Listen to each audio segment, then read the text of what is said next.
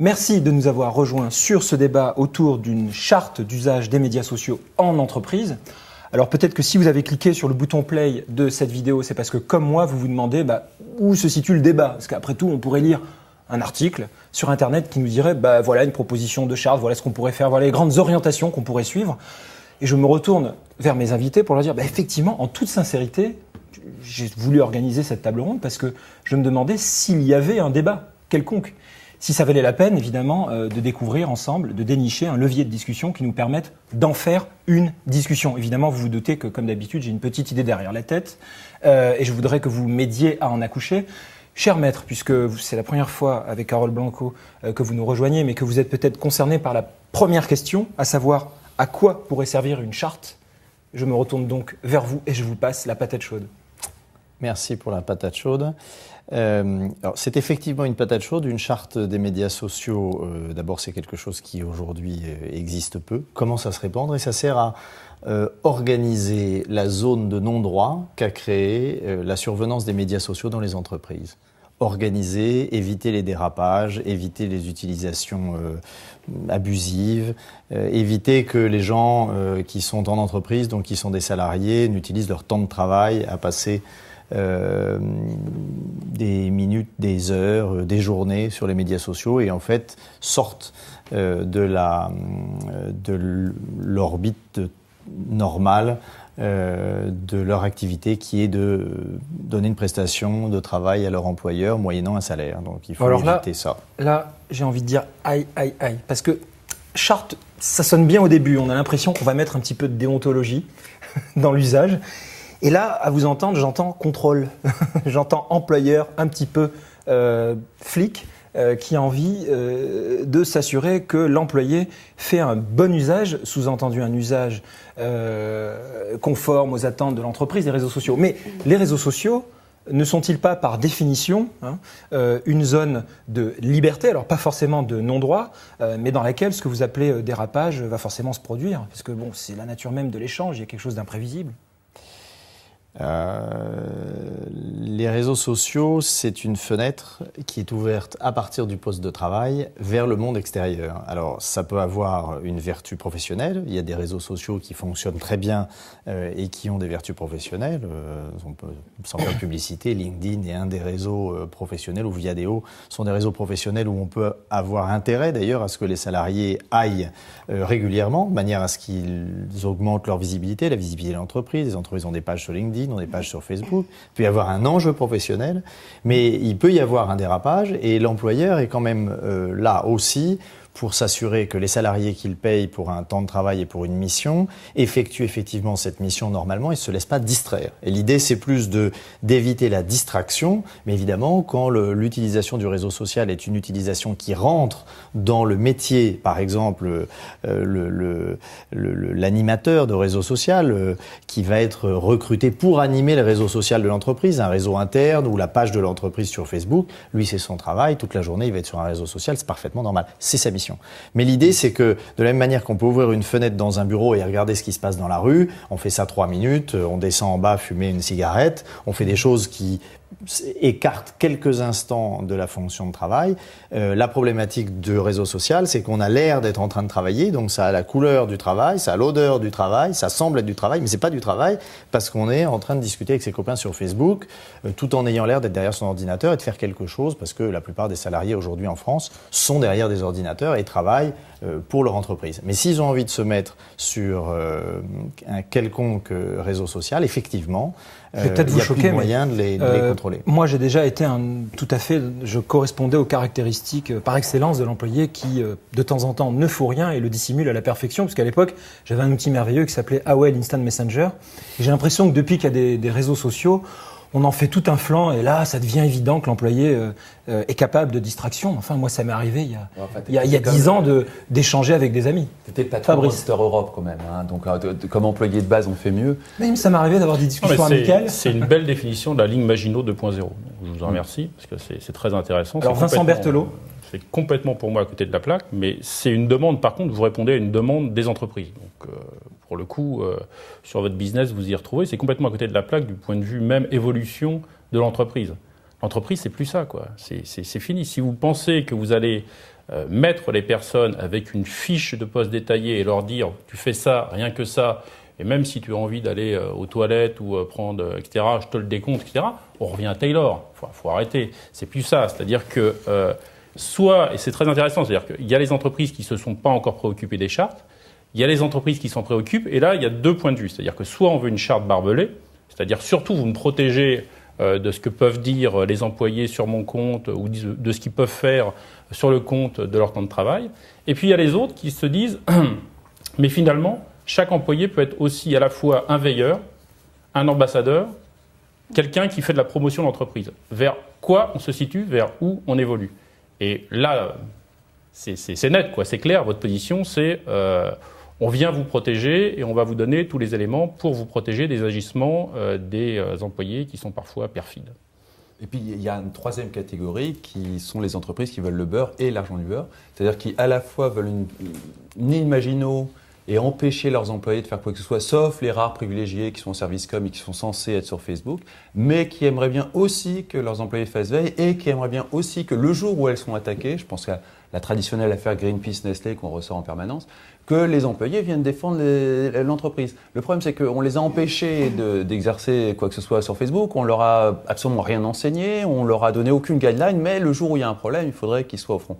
Là, il y a une contradiction complète et effectivement, une espèce de résurgence du modèle tayloriste qu'on avait naïvement pensé disparu, mais en fait, non, c'est nous qui nous sommes a priori complètement trompés, parce que ce qui se traduit dans beaucoup de façons d'appréhender les médias sociaux dans les entreprises, c'est un bon vieux modèle tayloriste qui n'a pas bougé depuis les années 30, mais vraiment pas bougé.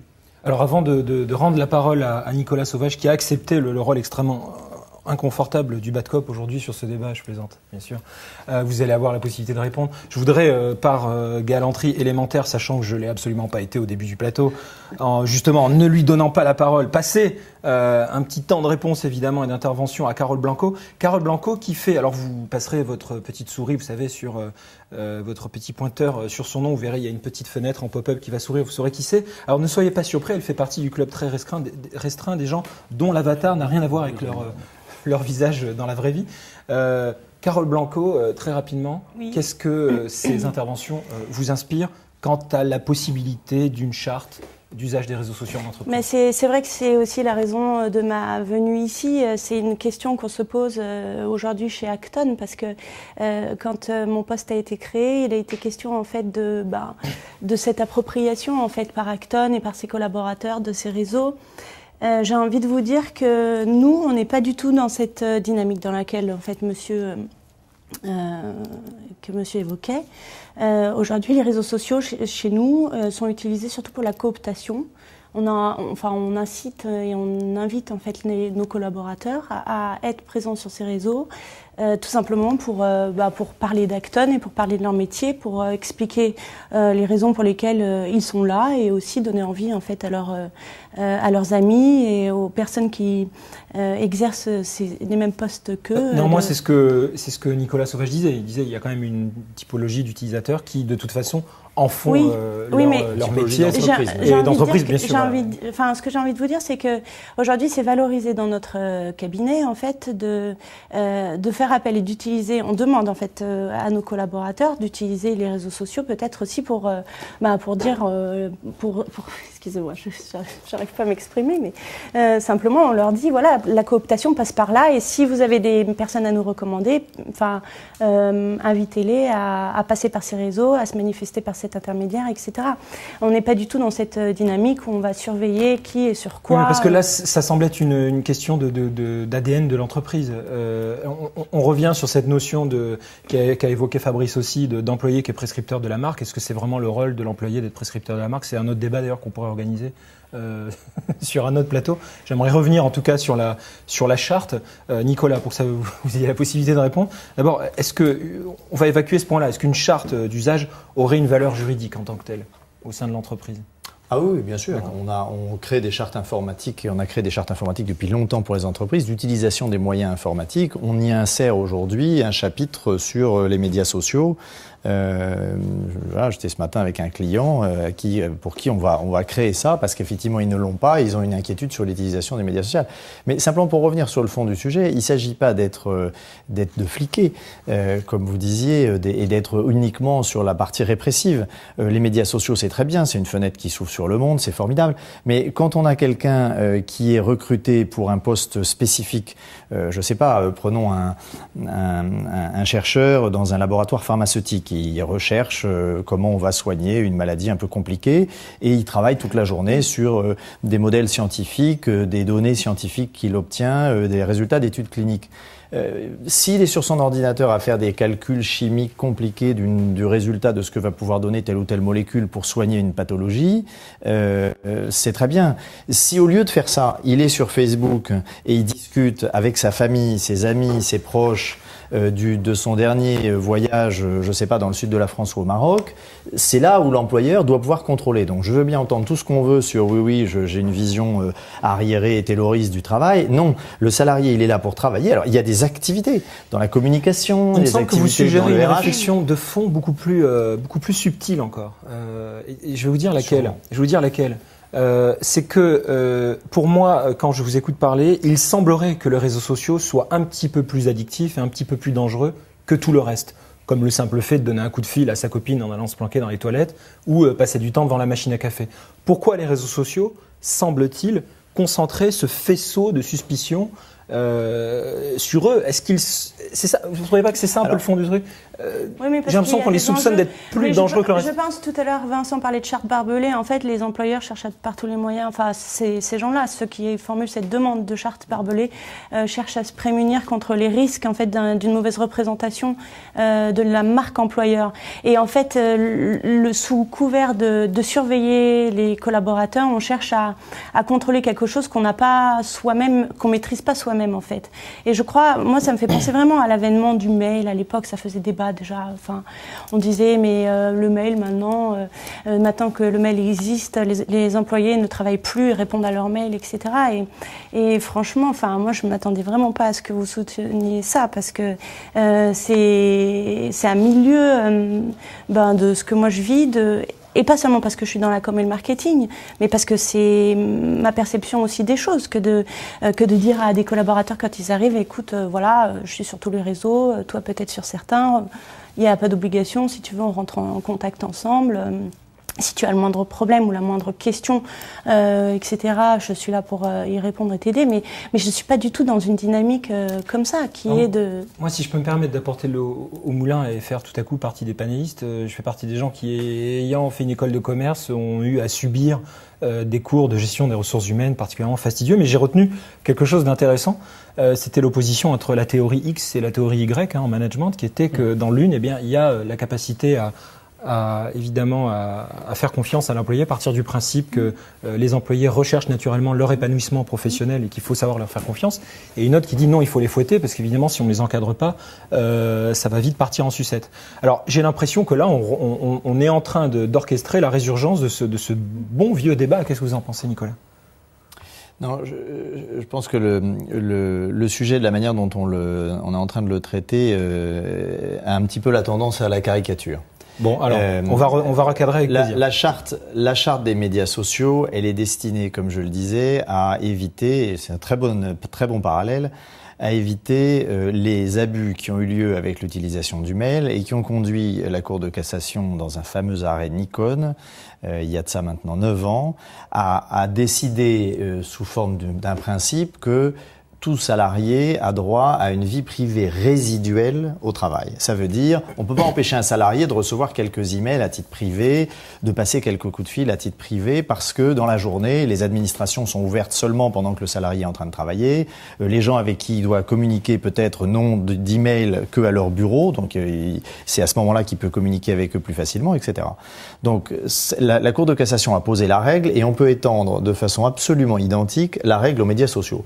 Donc je j'ai envie de dire, il n'est pas encore arrivé le dossier, mais il va bientôt arriver à la Cour de cassation, et elle dira tout salarié a un droit à l'usage à titre résiduel des médias sociaux au travail. En d'autres termes, si c'est pas son travail d'animer l'image de l'entreprise vis-à-vis de l'extérieur, il peut aller sur les réseaux sociaux, il peut aller sur LinkedIn un quart d'heure, il peut aller sur Facebook un quart d'heure, mais comme il aurait un coup de téléphone un quart d'heure d'un de ses copains.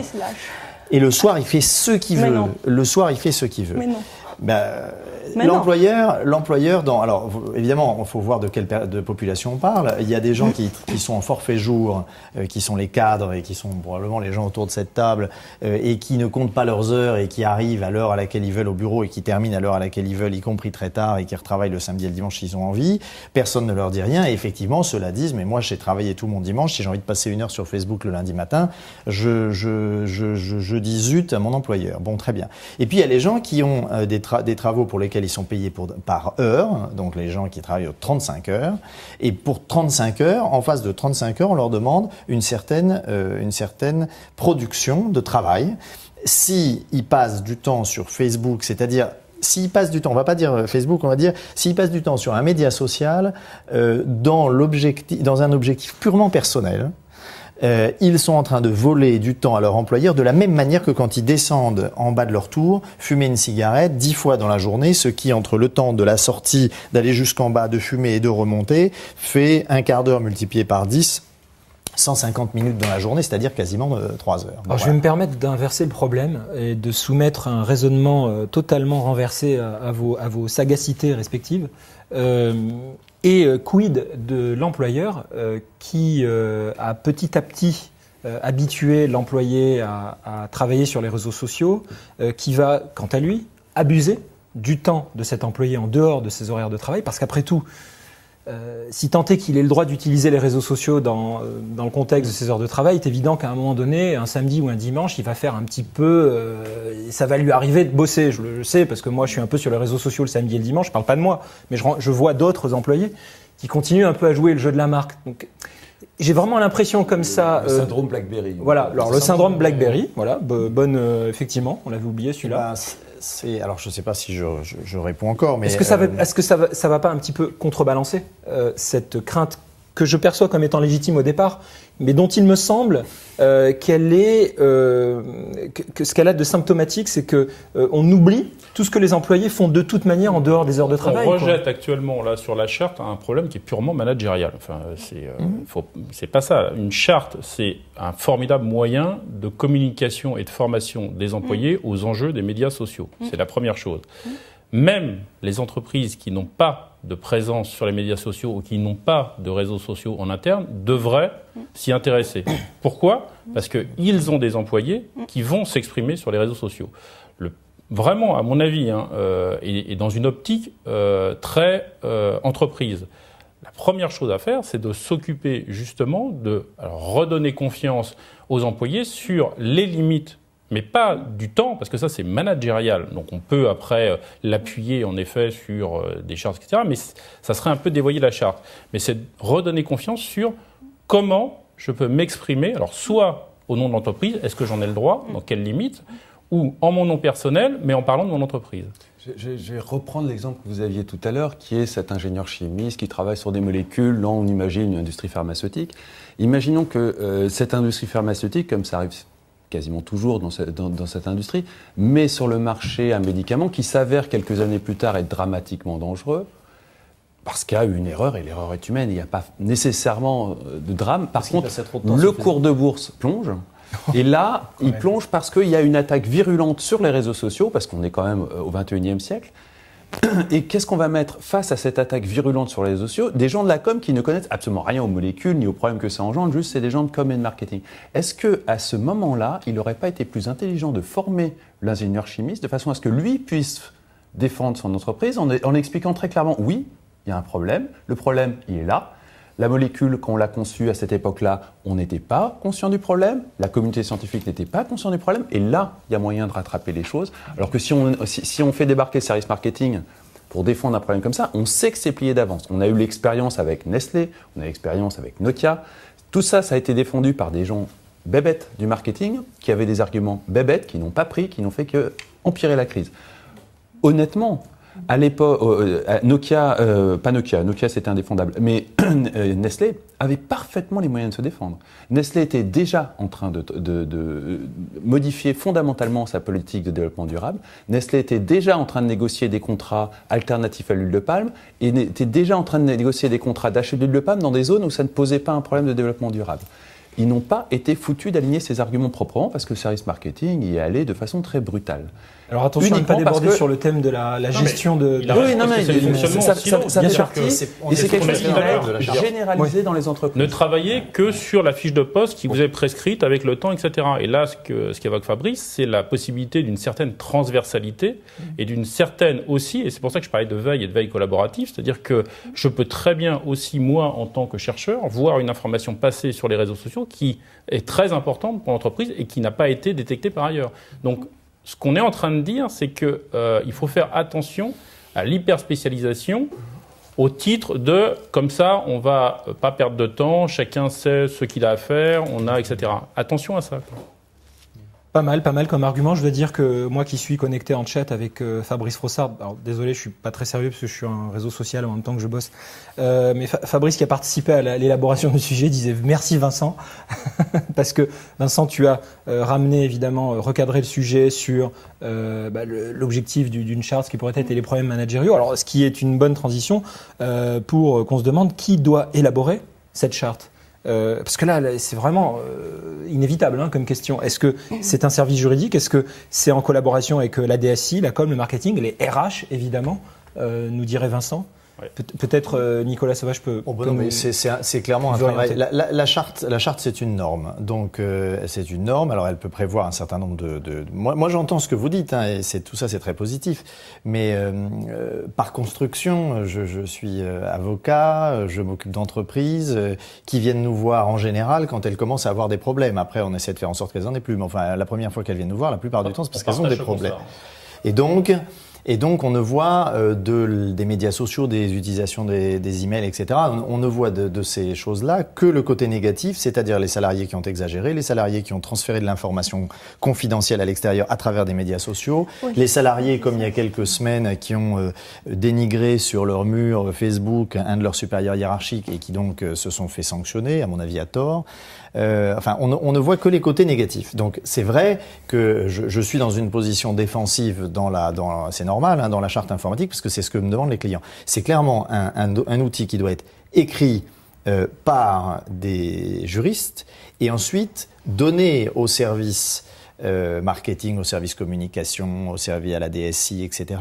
pour que, ou à l'envers, enfin peu importe, dans un sens ou dans l'autre, c'est un travail de collaboration, mais il faut que, in fine, il y ait un travail juridique, parce que la possibilité derrière... L'usage de cette charte, c'est quoi? C'est de réguler le fonctionnement, de le réguler, de l'encourager, de le réguler, de faire en sorte qu'il n'y ait pas n'importe quoi. Vous utilisez le @nestlé.com par exemple pour aller sur un média social. Attention, vous parlez avec votre nom qui est identifiable Nestlé et vous allez donc, si vous dites des choses affreuses, si vous commencez à parler de, je sais pas, de révisionnisme ou de trucs comme ça, vous allez jeter l'opprobre sur le nom de l'entreprise avec laquelle vous vous êtes identifié en arrivant. C'est ça le problème. Les entreprises, elles sont inquiètes de ça. Alors, ça n'arrive pas tout le temps. Là, il y a 99% des salariés qui sont des gens bien, qui travaillent bien pour leur entreprise, qui ont envie de faire évoluer les choses. Ce qu'on a vu dans l'histoire de l'Internet, qui est un peu récente, est-ce qu'on a vu un employé dire des choses horribles et que ça retombe sur son entreprise? Je ne parle pas évidemment de Guerlain et de gens qui sont des dirigeants. Juste l'employé. Il n'y a pas très longtemps, dans un arrêt qui a été rendu par la Cour de cassation, il y a de ça 5 ans,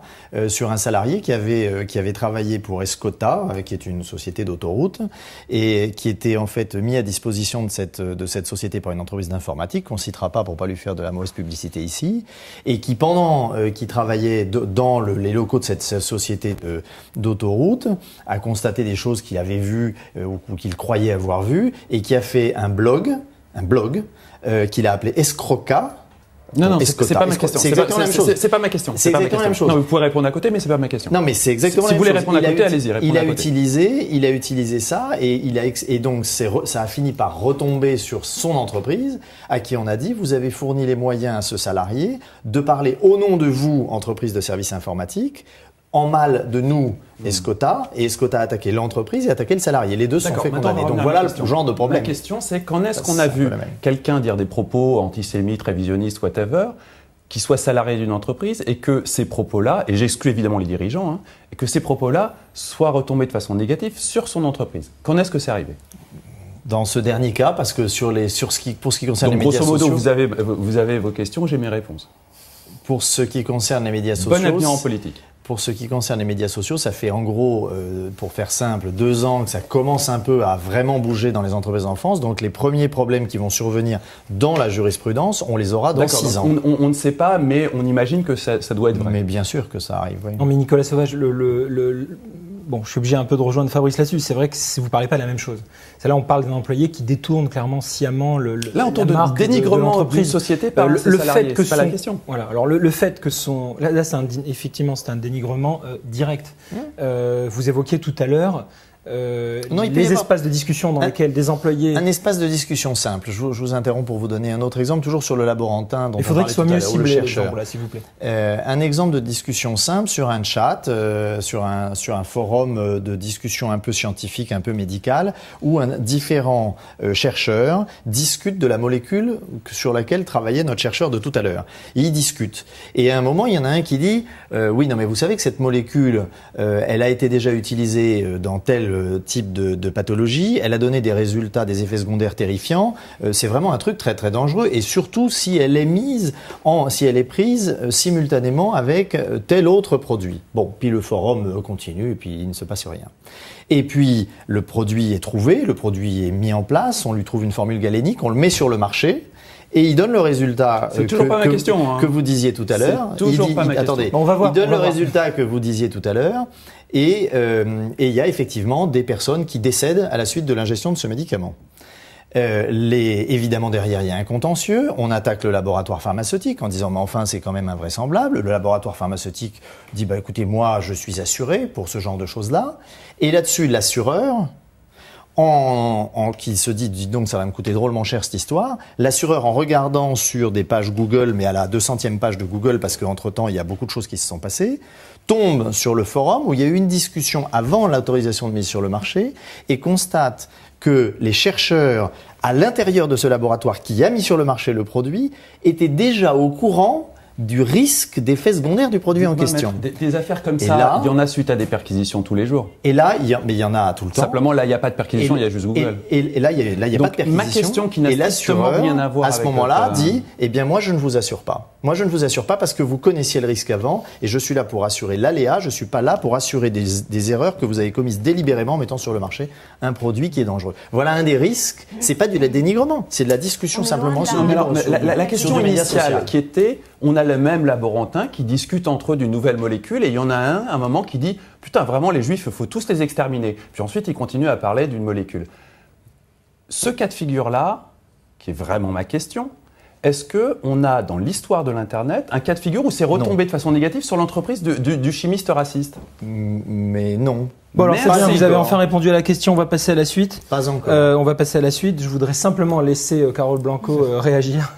Par rapport à la question sur qui élabore cette charte, non, c'était pas ça ? Exactement. Ouais. Tout à l'heure, je sentais Carole bouillir sur sa chaise et avoir envie de réagir. Oui, en fait, dans l'objectif de faire ça, je procéderai pas comme vous l'avez suggéré tout à l'heure. C'est-à-dire que d'abord, ça sera un travail qui sera fait avec la direction de notre entreprise. Tout simplement pour définir ce qui justement doit être rédigé, ce qui doit être peut-être parfaitement favorisé, ce qui doit être peut-être un peu plus cadré, ce qui doit être ce qui doit faire l'objet en fait du contenu de la charte. Donc d'abord avec la direction, ensuite avec le service de la DRH. Voilà, parce que la direction des ressources humaines a aussi son regard sur la question, même si peut-être elle est, on va dire, naturellement moins disposée ou moins au fait que le service com marketing sur l'utilisation technique et quotidienne des réseaux. Manière d'acter qu'il s'agit là d'un problème de voilà. management. Exactement. Et puis ensuite, je pense justement aux managers Voilà, puisque ensuite ils vont relayer l'information, ils vont devoir peut-être répondre aux questions que poseront certains collaborateurs, ils vont devoir être présents à leur côté si un événement justement pose problème, parce qu'avec les réseaux il faut réagir extrêmement vite, il faut être, il faut pas toujours réagir vite, c'est pas ce que je dis, mais souvent on doit être réactif en fait, je pense. J'ai l'impression que l'idéal dans la conception de cette charte, c'est d'en faire une opportunité. Oui. Pour que, de façon transverse, entre différents services, une collaboration, alors une discussion en tout cas, vivante, s'organise entre les différentes parties prenantes. Alors à ceci près que moi, la charte ne m'inquiète que sur un point, c'est que quand on me dit charte, j'ai l'impression que quelque chose va un petit peu se figer, quoi. Maître, comment est-ce qu'on fait pour garder la chose vivante et peut-être la positionner elle-même au diapason de ces réseaux dans lesquels le mode collaboratif autorise l'évolution permanente. Et voilà. Est-ce qu'on peut positionner une charte de façon à faire comprendre qu'elle a une dimension organique et qu'elle évolue naturellement avec la vie de l'entreprise et des employés? Ah oui, absolument. Et c'est même l'une des choses c'est l'un des points techniques les plus compliqués dans la relation. Désolé de revenir toujours à des choses qui sont liées au droit du travail, mais enfin c'est mon métier.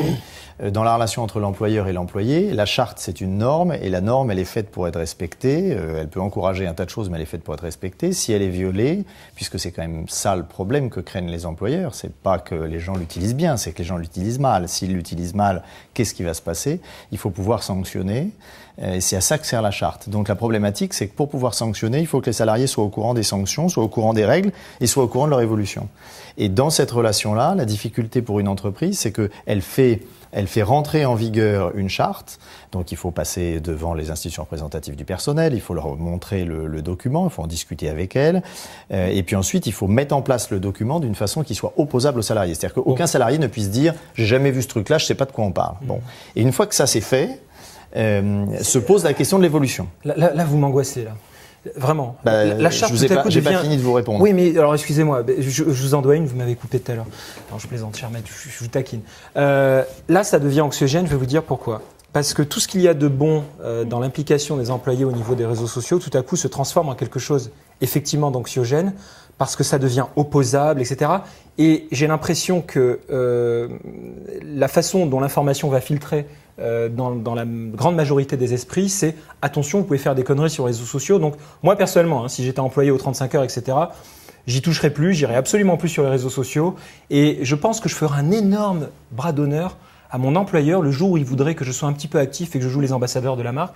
Parce que je me dirais, j'ai tellement peur de faire une connerie, les gars. J'ai tellement peur que dans 5 ans, vous veniez m'emmerder parce que j'ai participé à une conversation sur un forum où j'ai échangé sur la molécule machin, que maintenant, je vous dis vraiment, allez vous faire voir. Je suis plus du tout sur les réseaux sociaux pour vous. Je vais me créer un compte qui s'appelle Dauphin 1972 et puis je vais discuter avec des minettes sur Mythique ou autre. Mais je vais plus jamais aller pour vous, quoi. Voilà. Ça, c'est ça qui me fait peur. Vous voyez, c'est comme, je vais faire une autre image.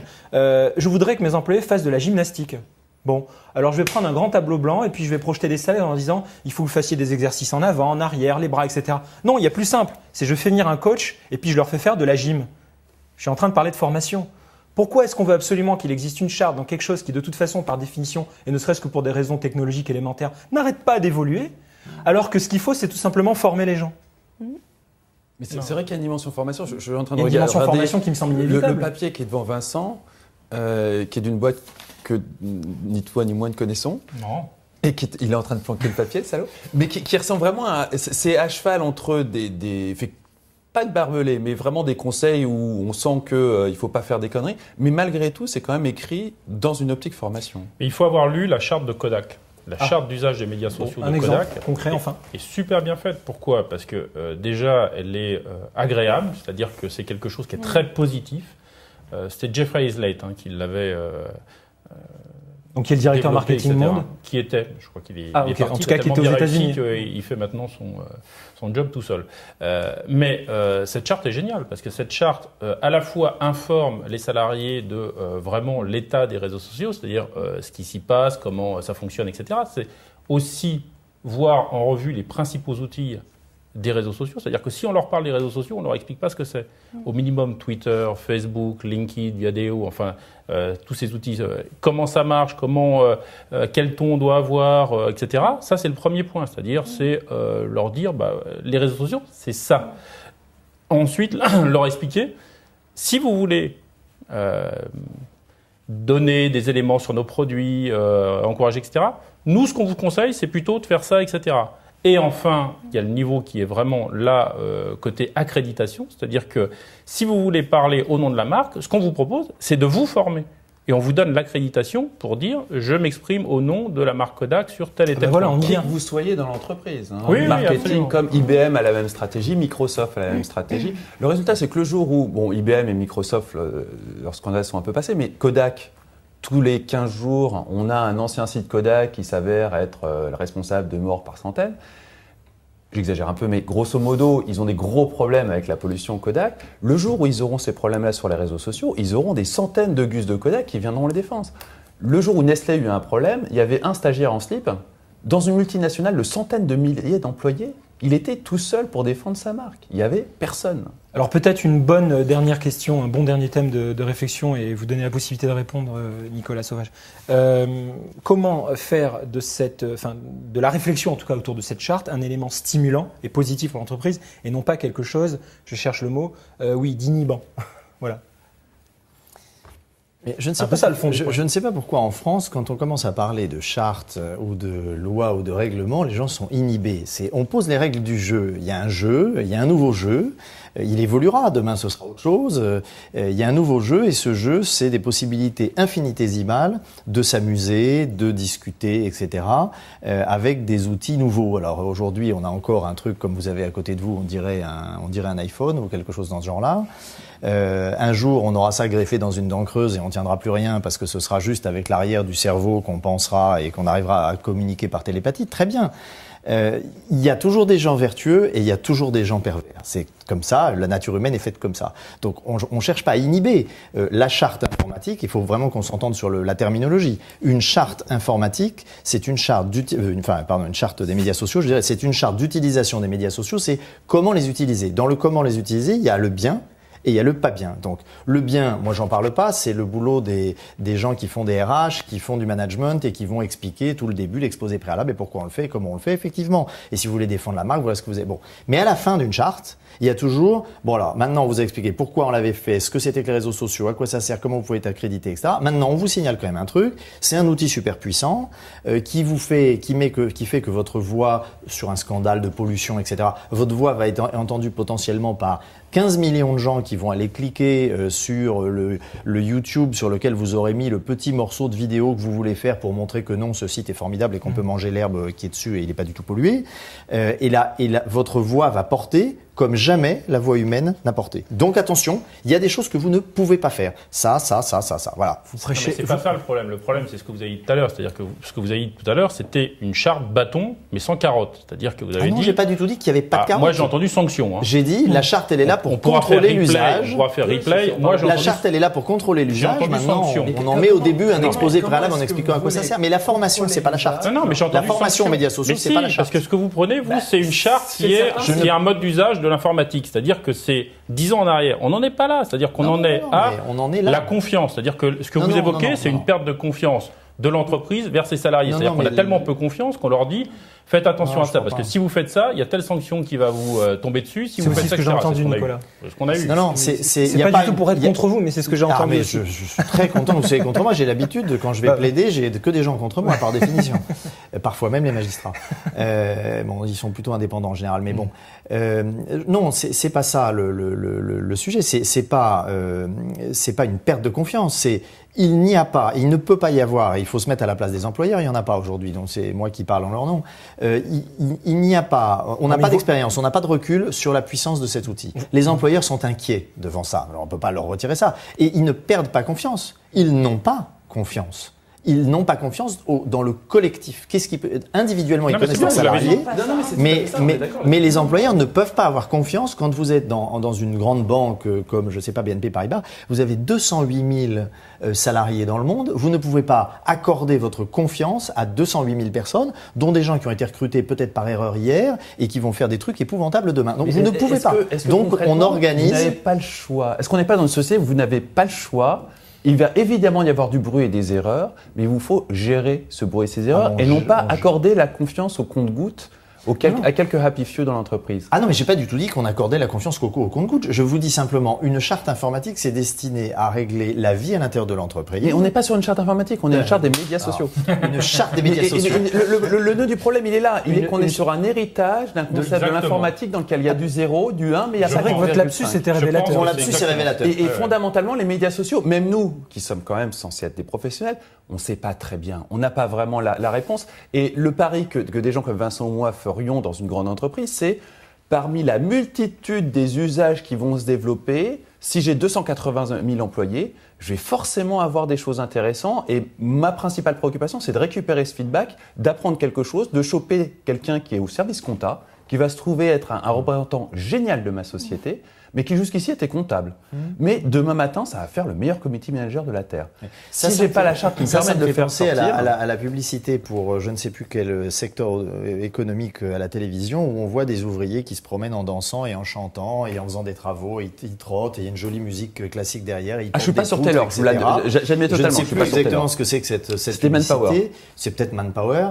Mais si le monde du travail était comme ça, alors effectivement, on pourrait être juste positif. Le monde du travail, c'est pas non plus Taylor des années 30. Non, mais c'est pas Taylor des années 30. C'est vous avez une fonction, vous travaillez dans une entreprise de charcuterie, vous avez une fonction à surveiller une machine qui fabrique du jambon toute la journée ou des saucisses toute la journée. Vous n'avez pas de poste avec Facebook dans cette figure. Vous avez un poste informatique mais pour contrôler la réalité, c'est qu'on vous est avez dans un une poste société informatique. de cadres moyens et de cadres sup qui sont face à des ordinateurs avec la possibilité d'avoir Facebook et qu'on emmerde à 23h le soir avec leur BlackBerry qu'on leur a généreusement offert, de façon à étendre le domaine des 35 heures sur beaucoup plus large. Donc effectivement, il y a nécessairement un équilibre qui va se situer sur une tolérance sur cette fameuse vie privée résiduelle. Et il y a une opportunité qui est de les former à ça de façon à ce que demain, en cas de problème, ou en cas de lancement de produit, pas nécessairement en situation de crise, mais en cas de lancement de produit, on puisse faire un grand raout du genre, voilà, ma société lance un nouveau téléphone, je suis Tartampion qui a une marque de téléphone de la mort, je vais en offrir à mes 175 000 employés parce que je m'appelle Nokia, et en échange de leur offrir un téléphone qui m'aura coûté royalement 9 € parce que je l'ai fait en Chine, tous mes employés vont y aller à fond sur les réseaux sociaux pour faire ma promo de mon téléphone. Et ça va m'éviter de faire des opérations à la con, du genre payer des blogueurs, parce que j'ai quand même une force de frappe de 170 000 personnes à travers la planète. Non, mais comme quoi, finalement, l'exemple de Nestlé n'était pas si bête, parce que vous me reprochiez, je comprends votre point de vue, l'usage du terme d'inhibition. Mais regardez comme les employés de Nestlé ont été vraiment très efficacement canalisés et inhibés par Nestlé à un moment où finalement ils auraient pu aider la marque. C'est quand même assez révélateur. Donc ils ont réussi leur coup, ils ont dû avoir une charte particulièrement rigide qui a bien fonctionné pour que personne ne dérape. Au moment où il fallait peut-être déraper dans le positif, personne ne l'a fait. 2,5%, 1,3 milliard de valorisation boursière disparue. Les médias sociaux, c'est la théorie de l'engagement. On n'est plus à XY, c'est la théorie de l'engagement en management. Donc la théorie de la management, voilà, c'est un petit peu la différence. C'est-à-dire que si on veut aller vers une entreprise qui soit moins, en quelque sorte, on a un cornac et il faut que ça avance droit, etc. Et du coup, c'est bien, ça avance droit, mais c'est pas réactif. Ça n'arrive pas à s'adapter à son environnement. Chacun ne fait que ce qu'on lui a prescrit et surtout pas autre chose parce que justement, on risquerait de se le faire reprocher. Vous avez ce que vous avez actuellement. C'est-à-dire que vous avez des entreprises qui ont énormément de mal à s'adapter à ce qui arrive avec des organisations qui doivent être agiles. Donc, et j'ajouterais que du point de vue des activistes qui voient là une formidable opportunité de rééquilibrage, parce que c'est vrai que les associations de consommateurs n'ont plus la puissance nécessaire pour faire ce travail d'équilibre, du point de vue des activistes, c'est une opportunité en or de voir des entreprises mortes de trouille, se réfugier derrière des lignes imaginaires qui ne fonctionnent que dans l'esprit des gens qui leur ont pondu ces chartes, c'est une opportunité incroyable. C'est vraiment du tir au pigeon. Et je pense qu'on l'aura aussi, et ça c'est votre domaine, du côté des syndicats. Oui, nous on attend avec une certaine impatience de voir les syndicats qui sont tout aussi rétrogrades, il faut quand même bien le dire, se saisir de ces outils-là pour rétablir un équilibre au niveau du dialogue social. Parce qu'il y a là aussi du côté des syndicats une formidable opportunité et je ne sais pas laquelle entre l'entreprise et le syndicat prendra la main le premier en se disant c'est une opportunité, c'est pas juste attention c'est un danger, mais le premier qui va se saisir de ces outils marquera des points considérables et sur le très long terme. Alors comme vous pouvez voir, chers amis internautes, vous êtes là, j'espère que la caméra c'est bon en régie. Merci de nous avoir suivis jusqu'ici. Vous avez vu qu'on a évoqué à peu près une bonne demi-douzaine de sujets qui, à l'intérieur de ce plateau, ont éclos et je l'espère avec votre soutien, avec vos propres idées, vont pouvoir être développés à l'occasion d'autres plateaux, dont la dernière ouverture. Si vous êtes syndicaliste, venez nous voir, venez en parler. Voilà, par exemple, du côté des syndicats, de tout ce qui relève du dialogue social, on voit bien qu'on va subrepticement sur cette thématique qui semble inévitable quand on va évidemment parler de charte d'usage des médias sociaux. Merci de nous avoir suivis jusqu'ici et à bientôt sur TechTalk TV.